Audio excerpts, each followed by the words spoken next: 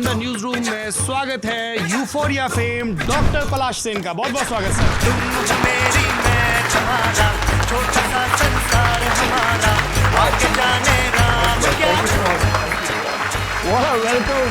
Welcome. जब आप school में थे तब भी आपने एक बैंड शुरू की थी क्वार्ट्स नाम से। अभी 18 का हूँ तो तब शायद 3-4 साल का होऊंगा। स्कूल में एक और छात्र थे आपके साथ, शाहरुख।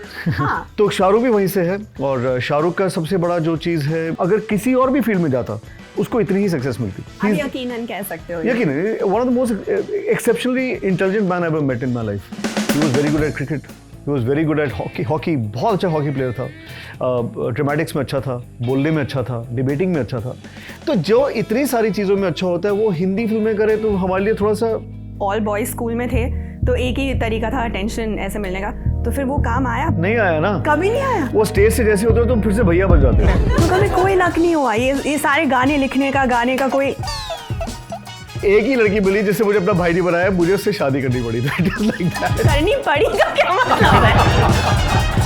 तो आप चले फिर आगे डॉक्टर बनने के लिए MBBS की पढ़ाई, बट उस वक्त हो गया फिर यूफोरिया बन गया। It's actually after मायरी which was 2001 कि मैं अपनी क्लिनिक को नहीं अब चला सकता था, बिकॉज अब लोग ना वो बस देखने आ रहे हैं आपने क्या किया था, आप गाना गाए थे, तो it became a little bit of a problem for me because industry has never accepted me. मतलब हमारी जो सो कॉल्ड म्यूजिक इंडस्ट्री है, it's part of the film industry, तो एक्चुअली कोई इंडस्ट्री है नहीं। मेरे हाथों में था उसका हाथी चाशनी सी हर उसकी बात। और आपने एक बार आतिफ असलम के बारे में पोस्ट किया जिसके लिए काफ़ी ट्रोल हो गया आप, बहुत लोगों ने बहुत ओपिनियंस दिए। सच्चाई बोलने में कोई प्रॉब्लम नहीं है। मतलब अगर आप देखेंगे कि जितने भी सिंगर्स आतिफ के बाद आए हैं वो सब के सब आतिफ की तरह गाने की कोशिश करते हैं। हे यार मेरी धड़कन नारे, चांद के हैं संग सितारे, साथ रहते हैं वो सारे, मैं अकेला रे। खिलखिलाती है वो नदियाँ, नदियाँ में है एक नैया, नैया का मैं हूँ कि भैया क्यों अकेला रे। मुझे कोई प्रॉब्लम नहीं, मुझे इस समय ज़्यादा व्यूज़ नहीं चाहिए, मुझे अटेंशन नहीं चाहिए, मुझे पैसा नहीं चाहिए, मुझे कुछ नहीं चाहिए। मैं अपना काम ऑनेस्टली करना चाहता हूँ ताकि वो लोग सबके सब जो कि, ताकि मैं इस तरह के इंटरव्यू में बैठ के ये बात बोल पाऊँ।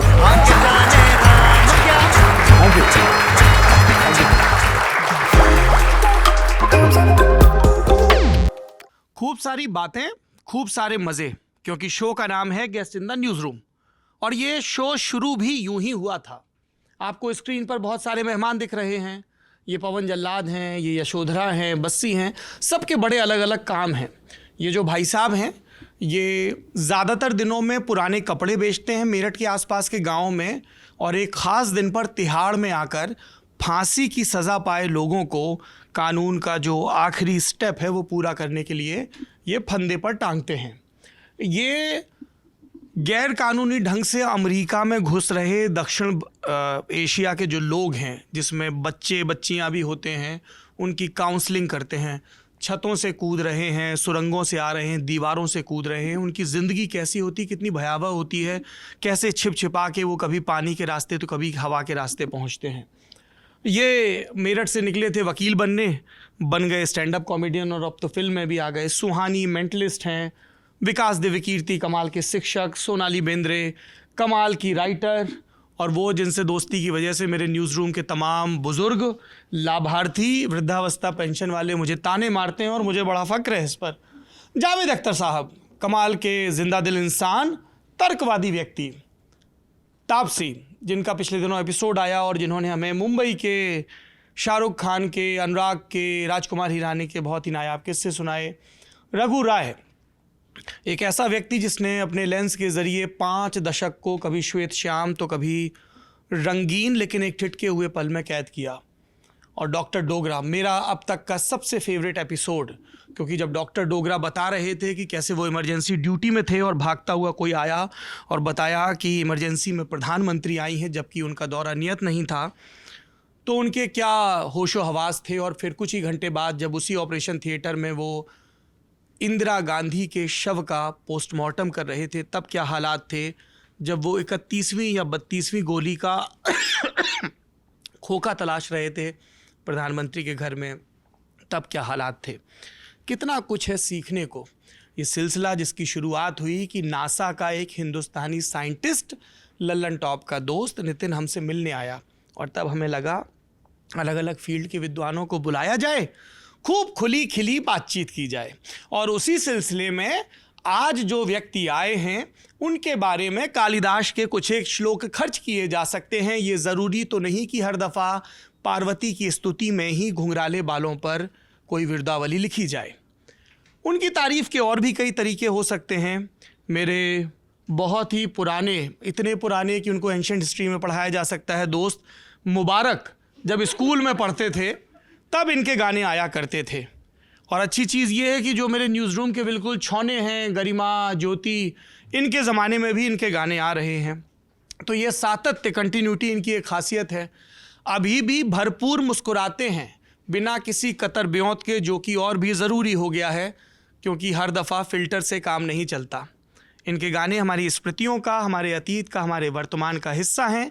ये जो बैंड चलाते हैं उसका नाम ही खुशियों से भरा है। Guest in the news room में स्वागत है यूफोरिया फेम डॉक्टर पलाश सेन का। बहुत बहुत स्वागत sir. Thank you. What a welcome, what a welcome. Thank you so much. इसको बोलते हैं वेलकम। बहुत अच्छा था, बहुत बहुत बढ़िया। अभी बाहर आपको कह रहा था ना, I like the spontaneity that you have and that's what I think is हमारा यूफोरिया में भी ये स्पॉन्टेनियस ही चीज़ है। बट जिस तरह से भी आपने मुझे वेलकम दिया, मैं आपको विदाउट एनी डाउट कहता हूँ, मुझे कभी किसी ने ऐसा वेलकम नहीं दिया है ज़िंदगी भर। आई थिंक ताली इनके लिए ज़्यादा जोर से होनी चाहिए।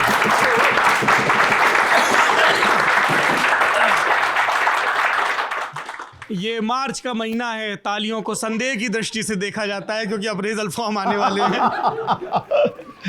Thank you so much. मुझे कहीं से भी कोई तारीफ मिले वो सब एक तरफ, और अगर मेरे न्यूज़ रूम के साथी कभी भी कैमरे से इतर मेरे किसी काम को ठीक ठाक पाएं, वो तारीफ एक तरफ, उसका वजन अलग होता बिल्कुल है। बिल्कुल, एब्सोल्युटली एब्सोल्युटली। आपसे बात करेंगी हमारी न्यूज़ रूम की बहुत ही सेंसिबल, और सेंसिबल कहते ही जिनकी त्योरियां डगमगाने लग जाएं, भ्रकुटियां तनने और गिरने लग जाएं, ऐसी बहुत ही टैलेंटेड और अपने सवालों के साथ लैस जीशा। नमस्ते जीशा। जब आप स्कूल में थे तब भी आपने एक बैंड शुरू की थी क्वार्ट्स नाम से। हाँ, तो कितने साल के थे आप, और क्या कैसे आपके मन में आया कि मैं बैंड बनाना चाहता हूँ, किसको इंक्लूड करूँगा, कैसे ऑडिशन करूँगा? अभी 18 का हूँ तो तब शायद 3-4 साल का होऊंगा। क्या? ओके, मुझे अच्छा लगा कि आपने क्वार्ट्स का नाम लिया। मैं थोड़ा सा पीछे जाता हूँ। मैं I belong to a family जहाँ पर मेरे पापा के साइड के सब लोग डॉक्टर्स थे और 16 जनरेशन डॉक्टर थे। मैं 17वां जनरेशन डॉक्टर हूँ। बट वो लोग सबके सब यूजुअली पहले जो 12-13 जो जनरेशन वो सब आयुर्वेदिक डॉक्टर्स थे। एक छोटा सा गांव है बंगाल में, बर्दवान नाम का, वहाँ को बिलोंग करते थे। उसके बाद जो मेरे ग्रेट ग्रैंडफादर हैं वो आ गए बनारस, तो फिर वहाँ पे जो डॉक्टरी का सिलसिला वहाँ पे चला गया। मेरे grandfather was an allopathic doctor, father was an allopathic doctor, मैं भी एक एलोपैथिक डॉक्टर हूँ। और तो ये एक साइड है। दूसरी साइड है मेरी माँ की साइड, वो जम्मू को बिलोंग करती हैं, डोगरा हैं। तो मैं एक तरफ से बंगाली हूँ, एक तरफ से डोगरा हूँ। और मुझे दिल्ली में पढ़ने का मौका इसलिए मिला क्योंकि both of them settled in Delhi. यहाँ पर आ गए थे। यहाँ पर आ गया। फिर मैं गया सेंट कोलंबस, जहाँ पर ही मतलब कोलंबास हम क्लैरिफाई करना चाहते एक्चुअली वो थे। आ को हम लोग इतना एम्फोसाइज नहीं करते हैं। Actually it is saint Columba's, but हम लोग सेंट कोलंबस बोलते हैं ऐसे करके। और जो कि दिल्ली का एक अच्छा स्कूल था, बहुत ही माना हुआ स्कूल था। और वहाँ पे मैं गाता था और पहले से ही मतलब शुरुआत से ही परफॉर्मिंग शुरू कर दी थी। बट जब मैं क्लास 9 में पहुँचा या 10 में पहुँचा तो तब ये चीज़ आ गई थी कि अगर एक बैंड बनाओ तो अच्छा, हमारा ऑल बॉय स्कूल है। अच्छा, हाँ। तो हमारे पास लड़कियों को इम्प्रेस करने का एक ही तरीका था, जो कि लड़कियाँ मेरी बहन के स्कूल से आती थी, which is CJM, convent of Jesus Mary. वो जो वहाँ का दुख की बात है वो मैं आपको बाद में बताऊँगा, क्योंकि जितनी भी मेरी बहन की फ्रेंड्स थी वो भी मुझे भाई की तरह ही देखती थी, जो कि बहुत दुख की बात है, बट ऐसा ही था। तो बस वहाँ पर जब हम लोगों ने ये सोचा कि भाई लड़कियों को इम्प्रेस करने का एक ही तरीका है, एक बैंड बनाओ, तो फिर हमने एक बैंड बनाया जिसका नाम था क्वार्ट्स। उसका लीड वोकलिस्ट मैं था और मेरे बैंड में और भी मेरे क्लासमेट्स थे। और मतलब रॉक एंड रोल इंग्लिश गाने गाते थे। यूजुअली जैसे कोई देयर आर मीट्स होते हैं जहाँ पर वो schools are together, so there is a dance. तो उनको एक बैंड की ज़रूरत पड़ती थी तो वहाँ पे हम लोग जाके बजाते थे and that was my first stage test. No stage तो मैं उसके पहले भी, बट फर्स्ट टेस्ट ऑफ कि अगर एक बैंड स्टेज पे चढ़ता है तो उसका इम्पैक्ट क्या होता है, and that impact I saw there. और मैंने तभी से मुझे मन था कि मैं पूरी ज़िंदगी एक बैंड ही बना के रखूँ, अभी तक तो चल रहा है। जब आपने कहा ना कि मैं एलोपैथिक डॉक्टर हूँ, तो मैं सोच रही थी कि वो तो आप हो, बट आप जैसे प्यार और सारे मर्ज ना, उसके भी आप डॉक्टर हो। आपके सारे जो गाने रहे हम सब जो सुनते रहे। आपने स्कूल की बात की, स्कूल में एक और छात्र थे आपके साथ जो अभी अपने आप में बहुत ही बड़े स्टार है, आप उन्होंने हाँ, उसके बारे में बताइए हमें।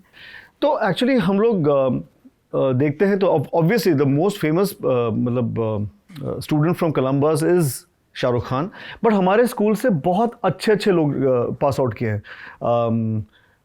मैं क्या बताऊं, जितने भी हमारे बहुत सारे बड़े बड़े इंडस्ट्रियलिस्ट हैं, बहुत ऐसे लोग हैं जिन लोगों ने ज़िंदगी में बहुत अच्छी चीज़ गवर्नमेंट में जिन्होंने काम किया है, तो शाहरुख भी वहीं से है। और शाहरुख का सबसे बड़ा जो चीज़ है जो कि मैं बताना चाहता हूँ आपको कि मुझे ये नहीं पता है कि उसने जो भी सक्सेस अपनी जो उसको ज़िंदगी में मिली है, अगर किसी और भी फील्ड में जाता तो उसको इतनी ही सक्सेस मिलती। आप यकीनन कह सकते हो। यकीनन one of the most exceptionally intelligent man I ever met in my life. और हम दोनों एक ही उम्र के हैं, जबकि वो स्कूल में मुझसे 1 साल जूनियर था, एंड वो इसलिए था, I think he came a little later, but yeah he is the most illustrious. But मैं इतना कहूँगा, कोलंबस के जितने भी लोग हैं, जितने भी लोग पास आउट करते हैं कोलंबस से, they have done well in their fields. Everybody, सब ने बहुत अच्छा से किया अपने अपने फील्ड में। Okay, तो एक ऐसा किस्सा था जब वो एक्ट कर रहे थे और आप उनके लिए गा रहे थे स्टेज पर, बताइए हमें। तो जब मैं क्लास 10 में था, एक हम लोगों ने म्यूजिकल किया था जिसका नाम था द विज, जो कि इस based on that musical called the Wizard of Oz. आप लोग सबने देखा होगा, सुना होगा इसके बारे में। तो उसके अंदर डिफरेंट रोल्स थे। ही वॉज द विज और मैं था टिन मैन। अब क्या था कि उसको गाना नहीं आता, उस समय नाचना भी नहीं आता था, तब तो he is doing both very very well. तो क्या होता था कि मुझे अब जब उसका गाना आता था तो मुझे भाग के विंग्स में जाना पड़ता था और मैं प्लेबैक करता था, and he used to lip sync. And तभी मुझे बोलता था कि पॉली, अब सब लोग मुझे पॉली बोलते हैं, तो पॉली देख लियो एक दिन ना, तू मेरे लिए गा रहा होगा और मैं लिप सिंक कर रहा हूँगा फिल्मों में। तो that is one more amazing thing that he always new कि उसने फिल्में ही करनी है। दैट वाज दोनों को वो क्लैरिटी थी तब से? नहीं, मुझे नहीं थी। जैसे आपने कहा कि मुझे गानों में रहना था, करना था ये। नहीं, मुझे डॉक्टर बनना था। अच्छा। गाना मेरे फैमिली में गाना वाने को कोई इतनी इज्जत से देखता नहीं था। आई मीन, अगर आप लोग सब अपनी फैमिलीज को देखोगे, सब लोग कहते हैं कि तुम काम क्या करते हो। Like being a doctor is big, being an engineer is big, having a regular job is big, but गाना वाना मतलब क्या बोलूँगा, वो हॉबी है बस। हम लोग सब गाते हैं, तुम भी गाते हो। तो मेरे घर में सभी लोग डॉक्टर्स थे और सभी लोग गाते भी थे, तो इतना कोई बड़ी बात नहीं थी गाना। तो जब उन्होंने कहा कि एक दिन फिल्मों में मैं करूँगा और तुम गाओगे, तो आपने क्या कहा, देखेंगे? हाँ मुझे नहीं लगता था, बिकॉज आई रियली थॉट कि वो मतलब फिल्में, आई थॉट वो कुछ इससे बड़ी चीज़ करेगा, because he is an very extremely intelligent man, बहुत ही अक्लमंद आदमी है। आप ऐसे क्यों कह रहे हो? कोई इंस्टेंस था जिससे आपको ये एहसास हुआ कि ये तो बहुत ही ज़्यादा इंटेलिजेंट इंसान है? ऐसे कुछ हम लोग साथ ही थे, देखते थे कैसे उसके रिजल्ट्स कैसे आते थे। He was very good at cricket, he was very good at hockey, बहुत अच्छा हॉकी प्लेयर था, ड्रामेटिक्स में अच्छा था, बोलने में अच्छा था, डिबेटिंग में अच्छा था। तो जो इतनी सारी चीज़ों में अच्छा होता है, वो हिंदी फिल्में करे तो हमारे लिए थोड़ा सा, हम उस जनरेशन को बिलोंग करते हैं कि हम हिंदी फिल्मों को नीच क्या बोलूँगा मैं उसको, नीच तो नहीं बोलूँगा, निचले स्तर पे देखते थे। तो मैं सोचता था वो कुछ और इससे अच्छी चीज़ करेगा, मतलब बहुत बढ़िया चीज़ करेगा, but he is done so well. तो मैं क्या बोलूँ, he has made acting and film acting into a very respectable job. Admiration for him always. तो आप चले फिर आगे डॉक्टर बनने के लिए MBBS की पढ़ाई, बट उस वक्त हो गया फिर यूफोरिया बन गया, और फिर वहाँ से आपका जैसे आई वोंट से ट्रैक बदल गया, बट जैसे आप लोग टूर कर रहे थे, वर्ल्ड वाइड जा रहे थे। नहीं, मेरा ट्रैक इतनी जल्दी नहीं बदला actually. Disha, what happened was कि मैं डॉक्टर ही था और मुझे डॉक्टर ही बनना था, और मैंने उसके लिए बहुत मेहनत की है। Getting through PMT is the most difficult thing in the world, और उससे भी ज़्यादा मुश्किल होता है कि डॉक्टर बन के बाहर निकलना बहुत मुश्किल होता है। And I am very proud कि मैं एक डॉक्टर हूँ, बिकॉज दुनिया में अगर कोई आपको जीवन दे सकता है तो वो एक डॉक्टर है, और उससे बड़ा कोई प्रोफेशन है नहीं, मुझे ऐसा लगता है, जो नोबल है। It's an extremely noble, and if you are a good doctor तो देन तुम अच्छी तरह से वो काम करोगे और अपने पूरे लगन के साथ, इंटेग्रिटी के साथ, सच्चाई से करोगे। मेरे पेरेंट्स वैसे थे और मुझे ऐसा लगता था कि इससे बड़ी चीज़ हो नहीं सकती है। गाना भी गाता था, सो तो ऐसा हुआ कि 98 में we got our first album. Band तो था, बट बैंड वो यही था कि जब जिस दिन फ्री हैं तो उस दिन बजा लेंगे, कोई फेस्ट में बजा लिया। किसी फेस्ट में चले जाएंगे, संडे को रिहर्स कर लेंगे, अच्छा लंच होगा, बस दैट वाज इट। तो अब बैंड बन गया था, एल्बम बन गई, धूम पिचक आ गई। मुझे अभी तक याद है धूम पिचक जब बन भी गया था तब भी मैंने अपने सारे बैंड को बोला था कि देखो इसको कोई सुनेगा तो है नहीं, तो अब ये हो गया, चलो अपने अपने काम करो, चलते हैं। तो मैं I continued being a doctor. मैं अपनी क्लिनिक चलाता था जो कि मेरी पापा की क्लिनिक थी, मैं उसको चलाता था। आप अभी भी चलाते हो, उसका नाम द क्लिनिक है। The clinic it's called the clinic and मेरे स्टूडियो का नाम भी द क्लिनिक है। दोनों साथ साथ तो साथ साथ है। अगर यहाँ से परेशान हो जाओ तो वहाँ चले जाओ, वहाँ से परेशान हो जाओ तो यहाँ चले जाओ। तो it's called the clinic. It's actually after मायरी which was 2001 कि मैं अपनी क्लिनिक को नहीं अब चला सकता था, बिकॉज अब लोग ना वो बस देखने आ रहे हैं आपने क्या किया था, आप गाना गाए थे, तो it became a little bit of a problem for me. तो उसके बाद मैंने आई स्टार्टेड थिंकिंग कि I think my path is more towards the music. और फिर हम लोगों ने इतना ट्रैवल करना शुरू कर दिया, गिग्स करने शुरू कर दिया। बहुत मुश्किल था for me to continue with my practice, but मैं प्रैक्टिस अभी भी करता हूँ। ऐसा नहीं है कि मैं नहीं करता हूँ। मैं अभी कोविड के टाइम पे तो मैंने कंटिन्यूसली प्रैक्टिस किया। For 2 years I saw people for free. मैंने सबको इलाज किया, फ़ोन पे भी, मिल के भी, दवाइयाँ दी। I did whatever I could. तो मैं अभी प्रैक्टिस तो अभी भी करता हूँ, but definitely it's not my first job anymore. तो आपने कहा कि जब धूम पे जगा था आपने इतना सीरियसली नहीं लिया था, बट जब मायरी आई तब जैसे रुख बदल गया। हाँ, हुआ क्या? जैसे लोग तो आपके क्लिनिक पर आके फैंस, लोग नहीं आ रहे थे, पेशेंट्स नहीं फैंस आ रहे थे, बट इंटरनली जैसे इंडस्ट्री वाइज क्या शिफ्ट हुआ कि आपको लगा कि हाँ ये करना है? देखो पहले लोग दिखाने आते थे, फिर देखने आने शुरू कर दिए, तो थोड़ा सा प्रॉब्लम हो गया। लेकिन इंडस्ट्री वाइज कुछ चेंज हुआ नहीं, because industry has never accepted me. मतलब हमारी जो सो कॉल्ड म्यूजिक इंडस्ट्री है, it's part of the film industry. तो एक्चुअली कोई इंडस्ट्री है नहीं। अगर आप फिल्मों में हैं तो you are accepted, if you are not in the films and you not accepted. और कोई भी चीज़ जो कि उनको लगता है इस कॉम्पिटिशन, एक अलग तरह का वो है, आर्ट फॉर्म है, कॉम्पिटिशन है, तो वो उस चीज़ को जितना ब्लॉक कर सकते हैं करते हैं। इनफैक्ट लेटर मैंने एक फिल्म भी की थी, आई डिड फिलहाल, एंड तब भी मुझे ये फिल्म मेघना गुलजार जी के साथ, जिसमें Yes. तब्बू और सुष्मिता सेन थे। yeah. बताइए आपकी बिग ब्रेक जो डेब्यू फिल्म मेघना गुलजार जी के साथ होती है। नहीं, मेरी बिग ब्रेक म्यूजिक थी, फिल्म नहीं थी। अच्छा। मैं फिर से ये कहूँगा, मुझे फिल्मों से कभी कोई अफेक्शन था ही नहीं, अटैचमेंट थी ही नहीं। बिकॉज मुझे हमेशा ये बात पता है कि जो चीज़ तुम करते हो और तुम ओरिजिनली करते हो, ऑनेस्टली करते हो, अपने बलबूते पे करते हो, it's way bigger than being at somebody else's call and आपने कहा भी है काफ़ी सारे इंटरव्यूज में कि फिल्म इंडस्ट्री के बड़े लोगों की जी हजूरी करने में मुझे कोई दिलचस्पी नहीं बिल्कुल है। नहीं। तो आपको ऑफर्स मिले पर आपने मना कर दिया कि मुझे नहीं बनाना। या बिकॉज एक्चुअली मायरी के बाद तो बहुत ऑफर्स आए थे कि सबको एक मायूस लवर चाहिए था, तो मेरी शक्ल काफ़ी मायूस थी, आप आ जाइए, आप बहुत दुखी लगते हैं। बट मैंने सबको मना कर दिया, मुझे नहीं इंटरेस्ट था। मेघना के साथ भी मैंने क्यों काम किया, और ये मैं टीवी पे बोल दूंगा, सबके सामने बोल दूंगा, मेरा इंटरेस्ट गुलजार साहब था, थे। इट वॉज नॉट मेघना, यू अंडरस्टैंड। तो मुझे लगता था कि अगर मैं मेघना के साथ काम करूंगा, I get a chance to work with Gulzar sahab. That was my interest and which happened. मैंने उनका लिखा हुआ गाना गाया, लेटर मेरी एल्बम के लिए उन्होंने गाना लिखा। तो वो जो मेरा उनके साथ बॉन्ड बना, जो फ्रेंडशिप बनी, मेरा वो लालच था। मेघना became a very good friend of mine, वो दूसरी बात है, बट मेरा जो पहले जो इंटरेस्ट था वो गुलजार साहब। एक थोड़ा सा पर्सनल सवाल है, आपने कहा था कि ऑल बॉयज स्कूल में थे तो एक ही तरीका था अटेंशन ऐसे मिलने का, तो फिर वो काम आया? बताइए। नहीं आया ना, कभी नहीं आया। वो स्टेज से जैसे उतरो तुम फिर से भैया बन जाते हो। वो स्टेज पे बहुत लगते हो कि अरे यार क्या लोग पागल हो रहे हैं, लड़कियां ऐसे, बट जैसे उतरो तो फिर से वो तुम, अरे भाई भैया, वही हुआ। तो कभी कोई लक नहीं हुआ ये सारे गाने लिखने का, गाने का कोई एक ही लड़की मिली जिससे मुझे अपना भाई नहीं बनाया, मुझे उससे शादी करनी पड़ी। तो इट इज लाइक दैट। करनी पड़ी तो क्या मतलब है? बट मैं आपको एक बात बतानी चाहती हूँ, आपने जो भी लिखा हमारे बहुत काम आया, हम सबने बहुत लिखा है लव लेटर्स में आपके सारे बोल। मुझे कमीशन मिलना चाहिए। इतने सारे लोग मुझे बोलते हैं जब भी ब्रेकअप हुआ ना, हमने मायरी गाया सुना। हाँ? या फिर इतनी लड़कियों ने बोला कि मेरे हस्बैंड ने मुझे अपना जा कह के प्रपोज किया, और आगे जाने राम बोल के हाँ, प्रपोज तुम्हें किया। मेरी इतने सारे लोगों ने कहा हमने ना लड़कियों को हमने टीज किया था, वो कह के कैसे भूलेगी मेरा नाम। मुझे कमीशन मिलना चाहिए, बिकॉज मेरे साथ मुझसे कुछ भी नहीं हुआ। अगर आपके एक बहुत खास दोस्त है देव ज्योति भादुरी, जिसके साथ मिलकर यूफोरिया और ये सारे गाने की शुरुआत हुई, तो उस कोलैबोरेशन के बारे में बताइए। सो बिफोर डीजे, हम लोग उसको डीजे बुलाते हैं, before he join the band मेरा एक अलग से बैंड था, मतलब basically they were different people in the band, but वो वही था, वो संडे लंच करके जहाँ जब मर्जी करो। मुझे लगता था कि इसको थोड़ा सा प्रोफेशनल होना चाहिए, and then DJ enter the band, he plays the bass, but musically उससे ज़्यादा इवॉल्व बंदा मैंने कभी देखा नहीं है। He is the most evolve musician I have seen in my life, उसको सब कुछ आता है। और वो आया बैंड में, और फिर हम लोगों ने एक्चुअली थोड़ा सा और प्रोफेशनल म्यूजिक बनाना शुरू किया, जो कि डेफिनेटली एक लेवल पे बेटर था देन बिफोर दैट। पहले मैं सिर्फ इंग्लिश में लिखता था, बट फिर 1996 ऑनवर्ड्स मैंने हिंदी में लिखना शुरू किया।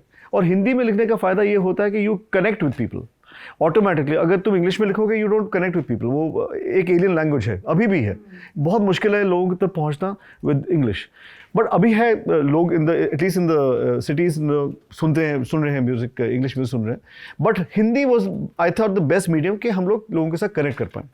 तो फिर मैंने हिंदी में लिखना शुरू किया, बट डीजे के आने से क्या हुआ कि हम लोग एक और लेवल पे कंपोज करना हमने शुरू कर दिया।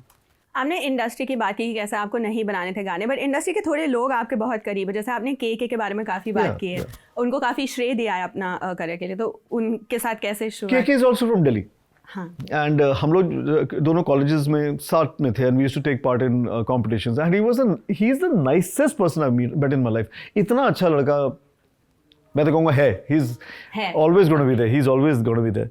तो मैं जब उसके साथ मिलता भी था ना, कोई कंपटीशन की भावना नहीं, कोई जेलसी नहीं, कोई लालच नहीं, ऐसे बहुत कम लोग होते हैं ज़िंदगी में।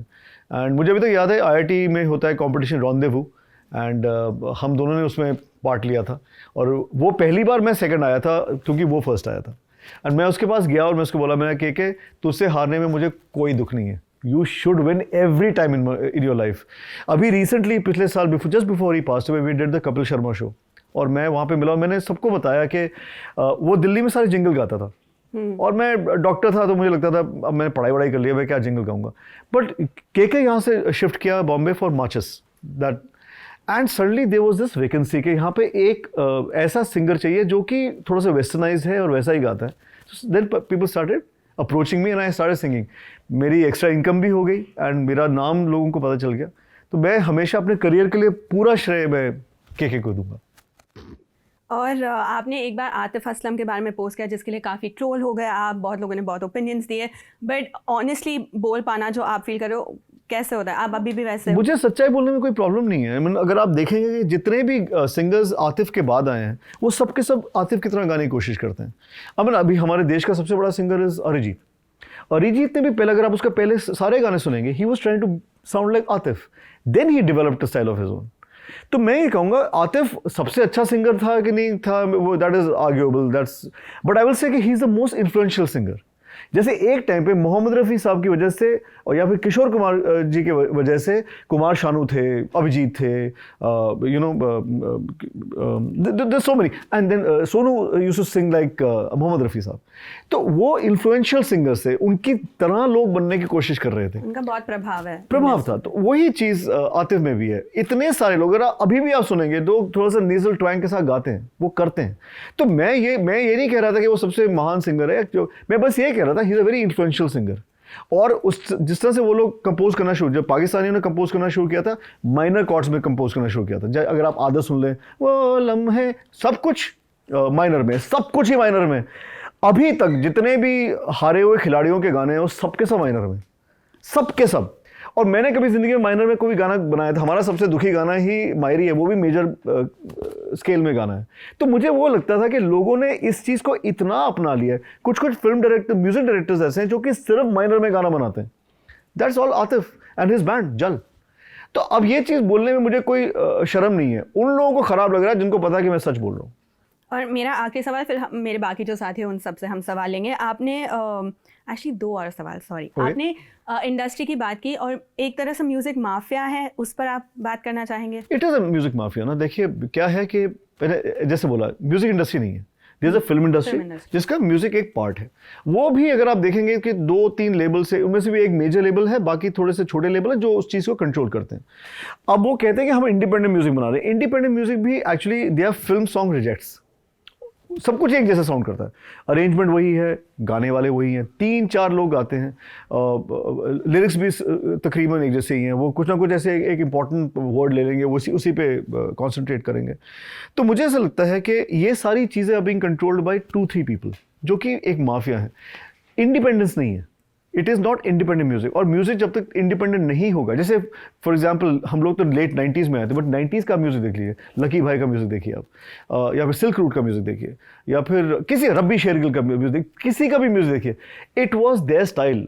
इवन अ गाय लाइक से नीरज श्रीधर जो कि रीमेक्स बना रहा था, but it was his style. क्योंकि उस समय जितने भी लेबल थे वो कंट्रोल नहीं करते थे, वो कहते थे आप अपनी तरीके का गाना बनाइए। फाल्गुनी पाठक है, वो बनाती थी अपना, जो भी करती थी वो, that was her style. At one point it became the brain of the person who is controlling the music. तो वो जिस तरह का म्यूजिक चाहेगा उस तरह का ही म्यूजिक बनेगा।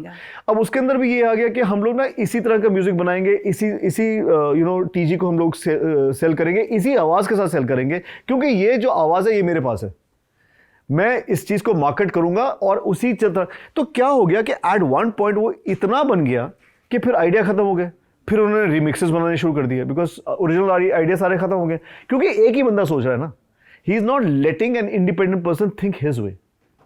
तो अगर आप देखेंगे इस समय जैसे अब यूट्यूब आ गया, इट्स अ वेरी बिग आशीर्वाद for a lot of music, जो कि डेमोक्रेटिक प्लेटफॉर्म है, it's a democratic platform, but उसको भी खरीद लिया फिल्मों ने।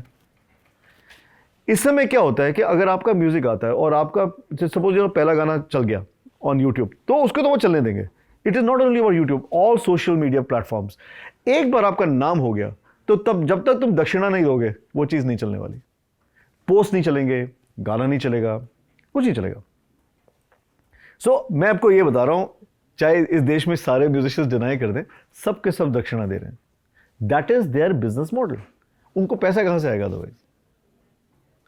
और ये चीज़ें जो हैं ये हर जगह हो गई हैं। प्रिंट में भी ऐसा है, आप लोग जर्नलिस्ट हैं, आपको पता है कि प्रिंट में भी ऐसा ही होता है।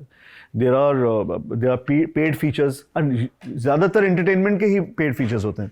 तो एक एंटरटेनमेंट में, चाहे वो म्यूज़िक हो, चाहे फिल्म हो, चाहे कोई भी एंटरटेनिंग चीज़ हो, उसके अंदर मेरिट कहाँ रह गया? I really want to know. Merit actually कहीं है ही नहीं। सारे अब नंबर्स पे ज़्यादा ना, इतने हिट्स हो गए। एग्जैक्टली। तो अब जैसे अगर मुझे पता है कि अगर मेरे पास काम ही तब आएगा अगर मेरे पास 100,000 फॉलोअर्स होंगे, तो मैं 100,000 खरीदूंगा ना। हाँ, मैंने नहीं खरीदे तो मेरे पास उतने फॉलोअर्स ही नहीं है। So it is like that. But जो भी चीज़ तुम ऑनेस्टली करोगे, it can only work for a long time.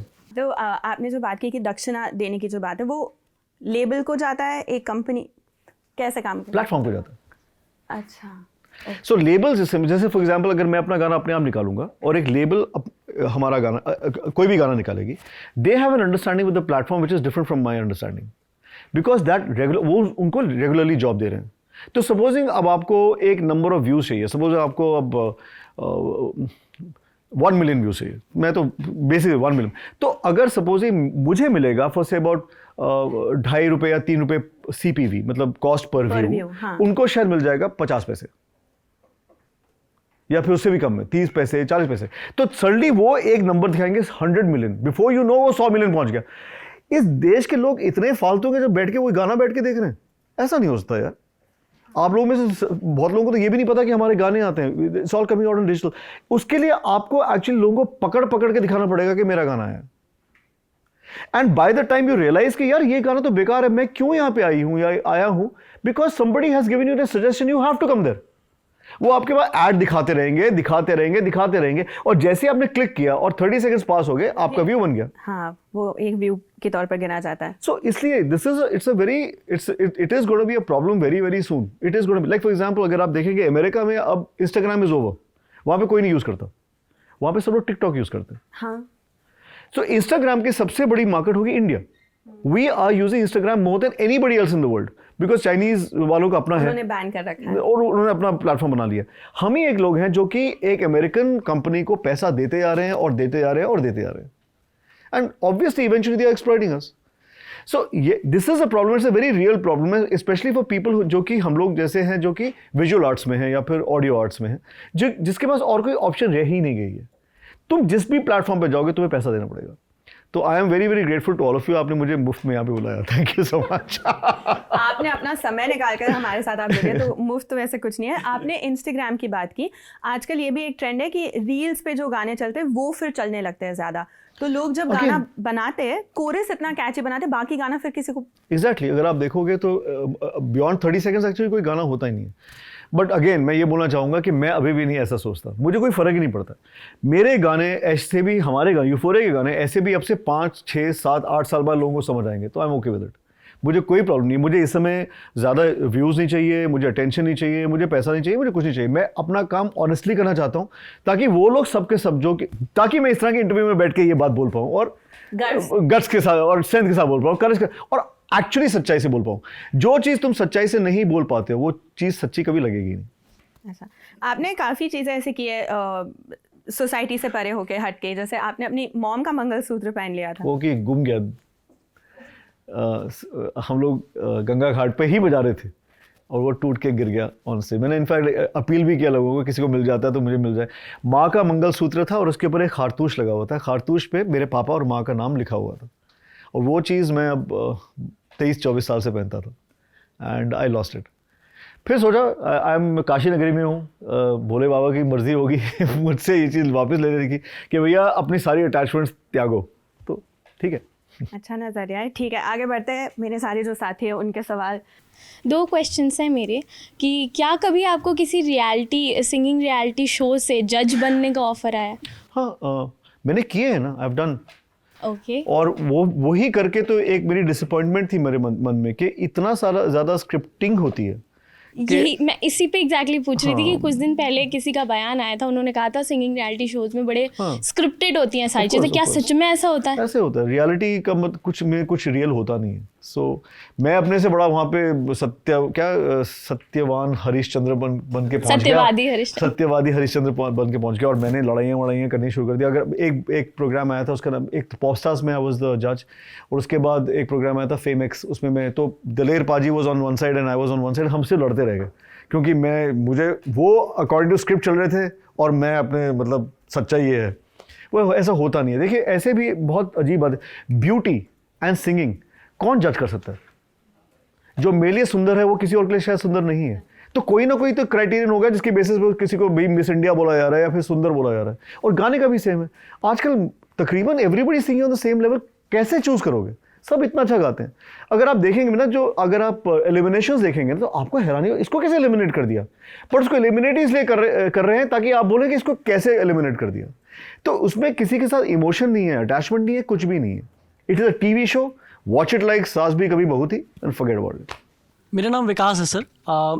बहुत सारे कॉन्सर्ट सुनते हैं पैसे दे के, लेकिन जब कॉन्सर्ट बहुत से लोगों के सुनते हैं तो उसमें मज़ा नहीं आता, लेकिन जब उनको यूट्यूब पर सुनते हैं तो बहुत मज़ा आता है, या फिल्मों में देखते हैं तो समझ में आता है कि ऑटो ट्यून जैसी कोई चीज़ है। तो थोड़ा सा इलेबरेट करिए कि वो क्या आप यूज़ करते हैं, या जो लोग यूज़ करते हैं तो असल लाइफ में स्टेज पे क्यों नहीं यूज़ कर पाते हैं, स्टेज पे वो लोग लिप सिंग करते हैं। विकास मैं तुम्हें इनविटेशन दूंगा यूफोरिया के एक कॉन्सर्ट पे आओ वहाँ पे ऑटो ट्यून कुछ नहीं यूज़ हो सकता, वहाँ पे सिर्फ मार धाड़ चलती है स्टेज पे और कुछ भी नहीं है। You are right. जितने भी लोग रिकॉर्ड, तभी हम लोग कहते हैं studio singers and live singers. जो कि स्टूडियो सिंगर्स होते हैं वो इसको यूज़ करते हैं क्योंकि इस समय एक तो बहुत सारे ऐसे लोगों को बढ़ावा दिया जाता है जो कि अगेन आई सेड के लेबल के हिसाब से, और दूसरी बात यह है कि एक परफेक्शन की ना चीज़ आ गई है हमारा। अगर आप देखेंगे तो अगर आप मेरे बहुत सारे दोस्त हैं जो कि इस समय फिल्में कर रहे हैं इंक्लूडिंग शाहरुख, इतनी ज़्यादा फेस की एयर ब्रशिंग कर देते हैं कि तुम्हें लगता है कि इसके मुँह पर तो एक लाइन भी नहीं है, या फिर लड़कियों के साथ भी ये करते हैं बिकॉज परफेक्शन का ज़माना आ गया है, प्लास्टिक सर्जरी कराओ, ये कराओ, वो कराओ। तो वो उसमें भी वोकल में भी ये चीज़ आ गई है कि लोगों ने बोलना शुरू कर दिया कि एक आवाज़ भी एक हारमोनियम की तरह लगनी चाहिए, या फिर ऐसा नहीं होना चाहिए। माँ सरस्वती ने हमें आशीर्वाद दिया है, बट हम लोग तो ह्यूमन है ना, हम तो इंसान हैं। हम लोग अगर बेसुरा नहीं जाएंगे तो हाउ इज इट पॉसिबल, फिर तो भगवान बन गए ना। तो इसलिए मुझे लगता है कि लोगों ने ये जो चीज़ अपने धारणा बना रखी है ना, ये सब कुछ एकदम ही परफेक्ट होना चाहिए, ये ही गलत है। अगर चांद में भी आंच नहीं होगी तो फिर क्या है, मतलब क्या फ़ायदा है दुनिया में।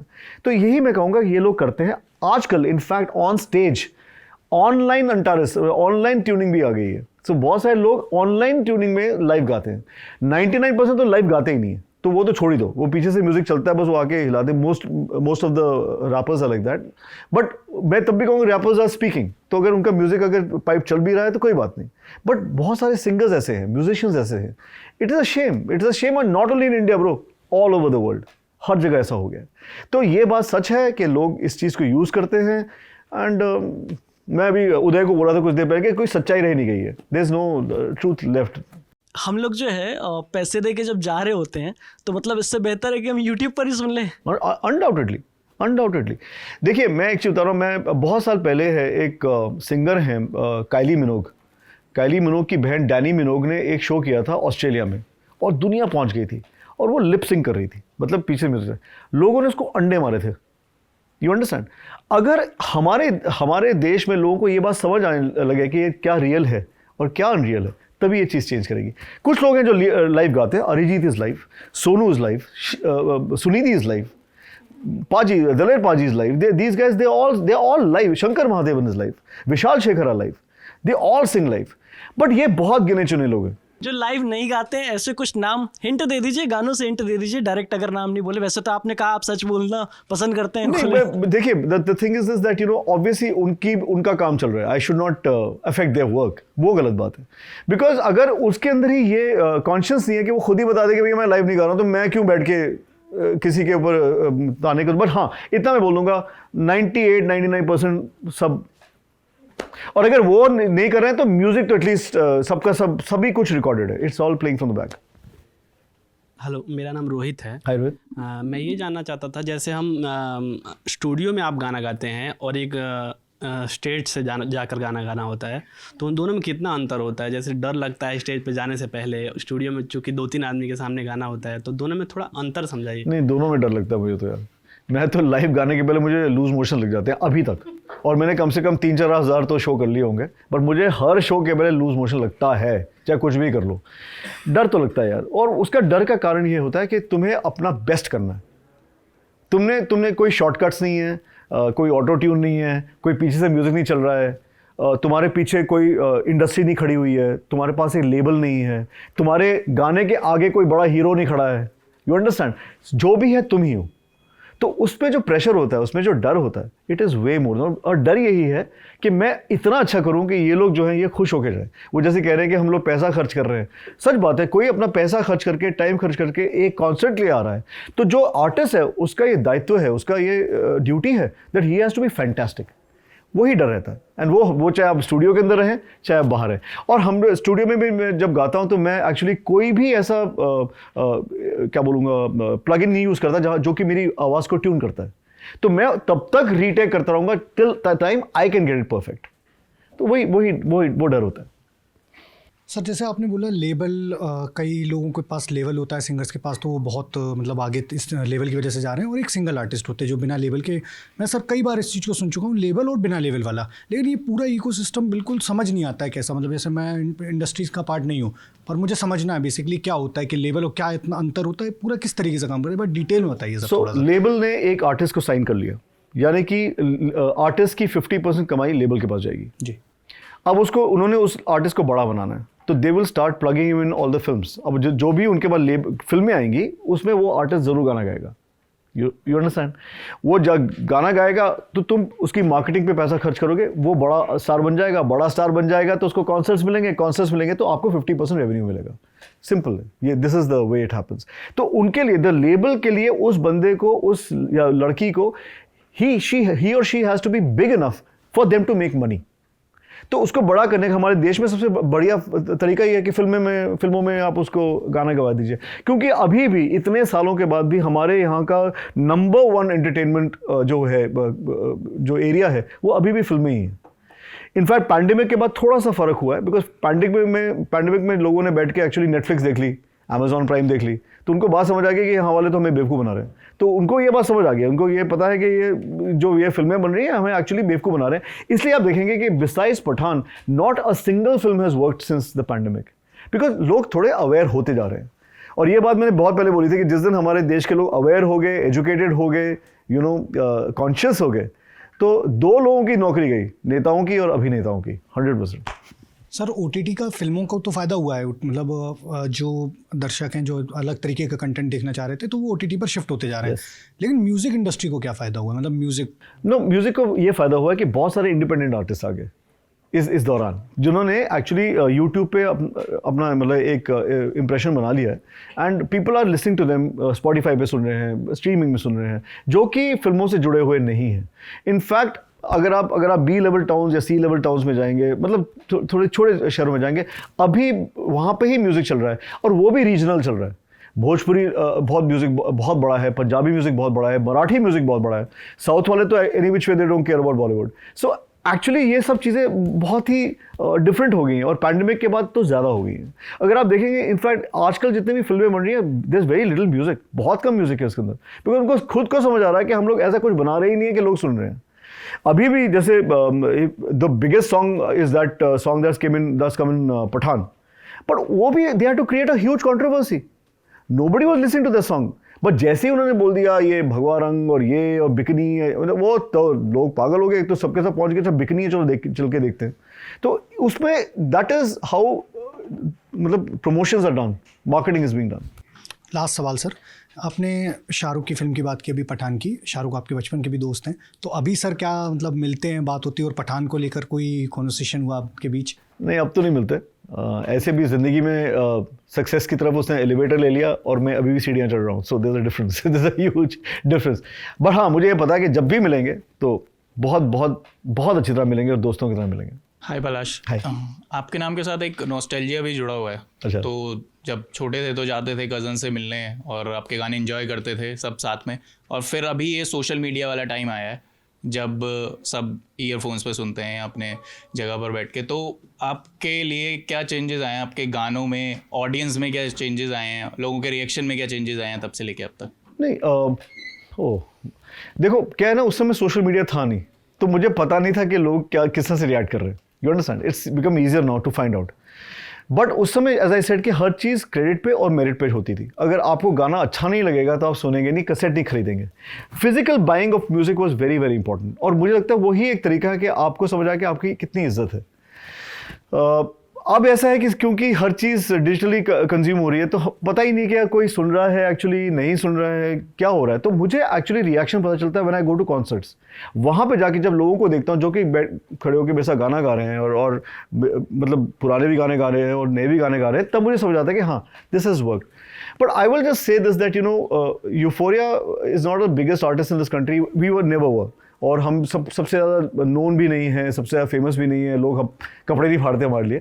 बट मुझे इतना पता है कि euphoria is the most loved artist in this country. हमें सबने बहुत प्यार दिया, और इतना प्यार दिया कि मैं I never be able to repay it.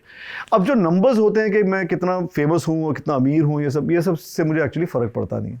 I just hope and pray that people hear this music, कि इस तरह के म्यूज़िक भी एग्जिस्ट करता है, बस उतना मिले काफ़ी। Thank you sir.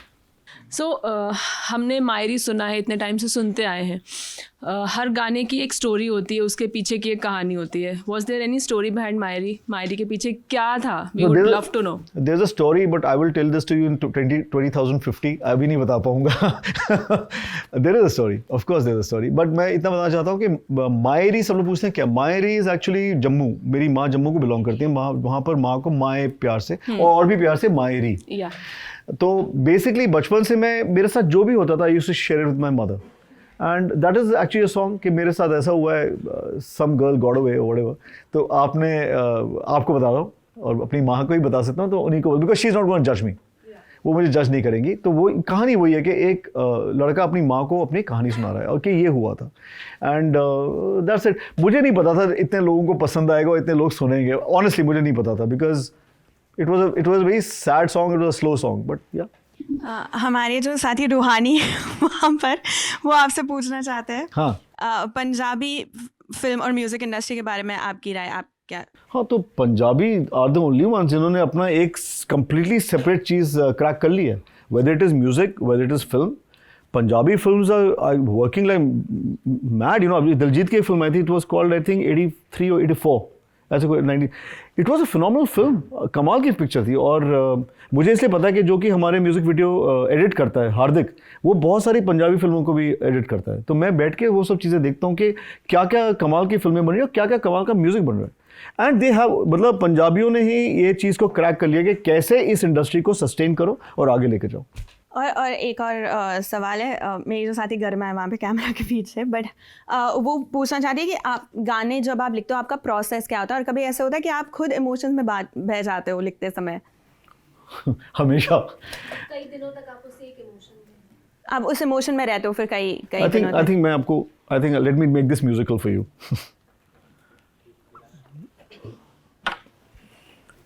मैं बात करने से अच्छा गाता हूँ तो।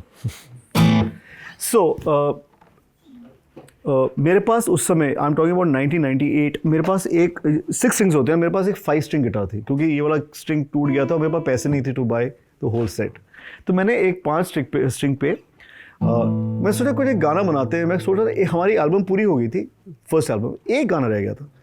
तो मैंने कहा यार कुछ एक गाना बनाते हैं। तो मेरा Dev Jyoti, my friend DJ, he was seeing a girl who was some 11-12 years younger than him, yeah, at that time, and she belonged to a very good family, वो कहते हैं ना भी बहुत ही पावरफुल फैमिली, अमीर फैमिली उसकी थी। तो मैंने उसको बोला डीजे यार तू इसके साथ लगा हुआ है, सीन क्या है? कहता ओनली गॉड नोज।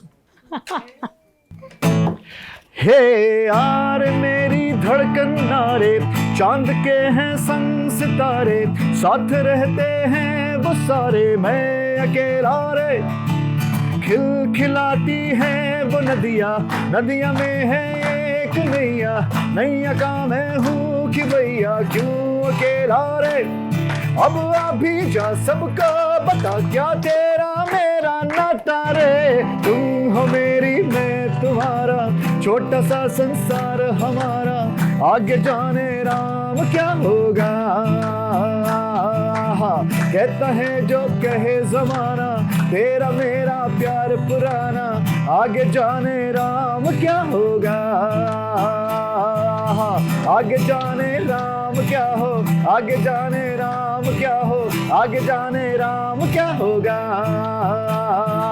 आगे जाने राम क्या हो, आगे जाने राम क्या हो, आगे जाने राम क्या हो। धूम पिचक धूम, पिचक धूम धूम, पिचक धूम, पिचक धूम धूम, पिचक धूम, पिचक धूम धूम, पिचक धूम, पिचक धूम धूम, पिचक धूम, पिचक धूम धूम, पिचक धूम, पिचक धूम धूम, पिचक धूम, पिचक धूम, दिख दिख दिख दिख दिख दिख दिख दिख दिख धूम। The story is, so I wrote the song in one night and मैं basically उसके साथ यही कर रहा था, धूम पिचक धूम, पिचक धूम धूम। So once the song got completed, तो everybody saying इसका नाम क्या होना चाहिए, तो everybody saying आगे जाने राम क्या होगा। ऐसे आगे जाने राम क्या होगा is a very long line, you know, and plus it makes it very very religious। मतलब इसके अंदर आपने अगर टाइटल में, जबकि देखा जाए तो अभी सब लोग जय श्री राम कर रहे हैं, तो मैं तो ये चीज़ 24 साल पहले कर रहा था। तो मैं बिकॉज बनारस को बिलोंग करता हूँ, घर में हमेशा राम शिव शक्ति हमेशा रहते थे। तो इसलिए मैंने कहा कि इसका नाम हम रखते हैं धूम, बिकॉज ये जो म्यूज़िक है ये धूम मचाएगा। और ये बात मैं आई यूज्ड टू से it with a lot of confidence कि ये चीज़ धूम मचाएगा, बट मुझे पता नहीं था कि कितनी धूम मचाएगा। बट यही मैं कहना चाहता हूँ, आप लोग सब यहाँ बैठे हुए हैं, euphoria has entered 25 years of our journey, 25 साल बीत गए और अभी भी लोग यूफोरिया को सुनते हैं, हमें रेलेवेंट मानते हैं। सचमुच इसने धूम ही मचाई होगी। दुनिया भर में। एक सवाल सिद्धांत जी है, उनका एक। मेडिकल कॉलेजेस में जब पढ़ते हैं लोग तो एक कस्टमरी सवाल पूछा जाता है, कैसे रैगिंग हुई और आपने कैसे रैगिंग ली। तो मेरा ये सवाल है कि आपकी रैगिंग कैसे हुई और आपने अगर किस तरीके से रैगिंग ली हो अपने जूनियर्स की आगे जाने पे, क्योंकि बेसाख्ता कोई भी रैगिंग से बच नहीं पाता है मेडिकल कॉलेजेस में। तो मैं पहले एक वाकया सुनाऊंगा। मेरे पापा भी डॉक्टर थे, सो मैं पहले दिल्ली में, एक्चुअली मैं university college of medical sciences में एडमिट हुआ था, बट उसके पहले I got through 3-4 colleges in the country. उनमें से एक था arm forces medical college, AFMC। तो पापा लेकर गए थे वहाँ पे फॉर द मेडिकल, मुझे मेडिकल वहाँ पे लेकर गए। तो सीनियर्स आए, तो मेरे साथ पापा थे, तो सीनियर्स थोड़े से थे कि यार ये तो फादर के साथ आया हुआ है, इसको हम लोग कैसे अप्रोच करें। My dad walked up to them, कहते इसकी रैगिंग नहीं करनी है, करो ना, इसकी रैगिंग करो। तो सब लोग आगे रैगिंग करने, और उसके बाद दिल्ली कॉलेज में भी यही हुआ। मेरी रैगिंग ये थी, आप बिकॉज थोड़ी सी ख्याति थी तब, तो सबने कहा आप गाना सुनाओ। तो मेरा तो सबसे आसान काम ही था कि मैं आराम से गाना गा रहा था। पहले दिन मैंने जी भर के गाने गाए. बाय द इवनिंग मैं अपने सीनियर्स के साथ मिलकर अपने क्लासमेट्स की रैगिंग कर रहा था. तो दिस वाज मेरी ragging, this was the worst thing.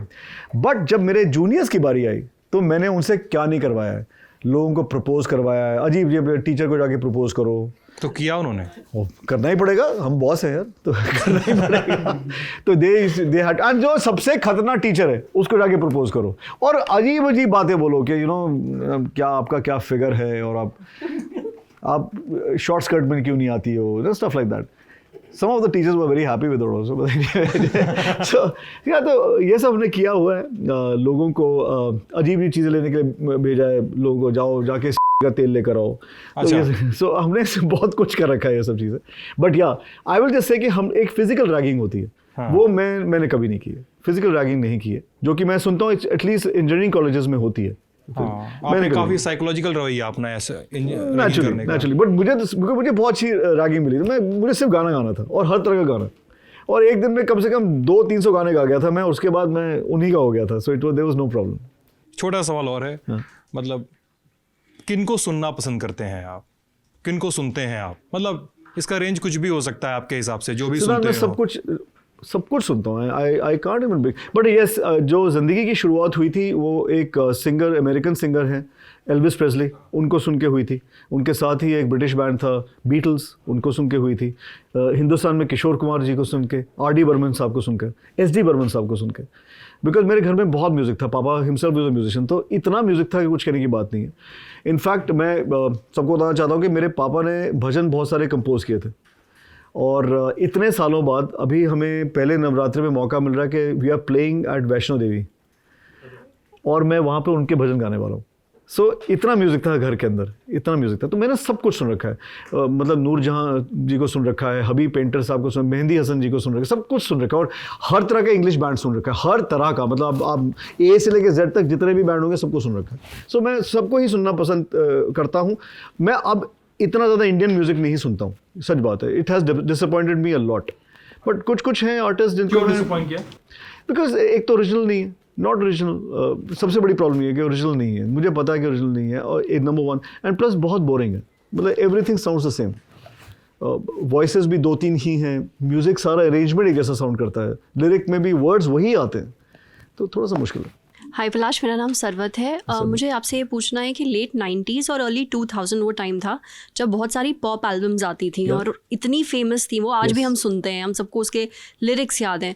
पर अब वो बिल्कुल एक ट्रेंड मर सा गया है. मतलब अब तो या तो पॉप एल्बम्स आती ही नहीं, 1-2 गाने अगर यूट्यूब पर रिलीज होते भी हैं तो भी वो क्रेज़ नहीं होता. उसके पीछे रीज़न क्या है? Why did this trend die down? Again as I said, you know, everything came into the control of the labels. उनको बात समझ आ गई था कि अगर अब तुम इन लोगों को मतलब म्यूजिशियंस को इंडिपेंडेंट छोड़ दो तो हमारा कंट्रोल चला जाएगा. एंड उनको वो कंट्रोल नहीं छोड़ना था. They had to keep that control. उसने क्या किया कि एक तो पहले सारा म्यूज़िक फिल्मी कर दिया, सब कुछ बॉलीवुड में चला गया. इनफैक्ट मेरे दोस्त इतने अच्छे सिंगर्स के सोनू, शान, मोहित, ये सब के सब फिल्मों में चले गए, क्योंकि इनको वही जो हमारे साथ हुआ था इन सब के साथ भी ये हुआ कि हमें एल्बम्स के लिए साइन कर लिया गया था, बट हमारी एल्बम्स को रिलीज़ नहीं किया गया, और या फिर इंडिपेंडेंट म्यूज़िक को नहीं रिलीज़ कर रहे थे, चाहे वो T सीरीज़ हो चाहे वो कोई भी था. तो इनको क्या हार के एक्चुअली फिल्में ज्वाइन करनी ही पड़ी. और क्या हुआ कि वो जो जितना भी सेगमेंट था जो इंडी पॉप का था, इंडिपेंडेंट था, वो सारा का सारा फिल्मों में चला गया. So automatically that became the main music to be heard. और अब सबका सब जो कंट्रोल है it's gone into the hands of the labels. बस यही. और इट्स अ कमर्शियल डिसीजन, क्योंकि अगर मेरा सपोज एक इंडिपेंडेंट गाना आएगा, they have to spend more on me to promote me. But अगर एक फिल्म का गाना आएगा तो प्रोड्यूसर तो ऐसे भी पैसा खर्च करेगा, तो लेबल को कुछ नहीं करना पड़ेगा. मुझे यही पूछना था कि अगर कोई एल्बम ज़्यादा हिट हो रही है और चल रही है तो लेबल को तो वैसे भी फ़ायदा है, तो फिर वो क्यों बीच में रोकेंगे? बिकॉज उस एल्बम को हिट बनाने के लिए you have to put in a lot of money to promote it. अब जैसे for example if you get a known star to be in the album, जैसे अब supposing you get Ayushmann, you get Vicky Kaushal और सब, तो उसके लिए फिर तुम्हें वो भी पैसा खर्च करना पड़ेगा ना. तो वो economics doesn't work out at the end of the day. कोई सवाल नहीं है मेरा, बस ये है, आपने एक शुरू में एक किस्सा छोड़ा था कि राहुल गांधी पढ़ते थे. मैं यहाँ पे 2 चीज़ बोलूँगा. एक तो ये बोलूँगा कि सोनिया गांधी जी से हम लोग सब मिले हुए हैं इन स्कूल.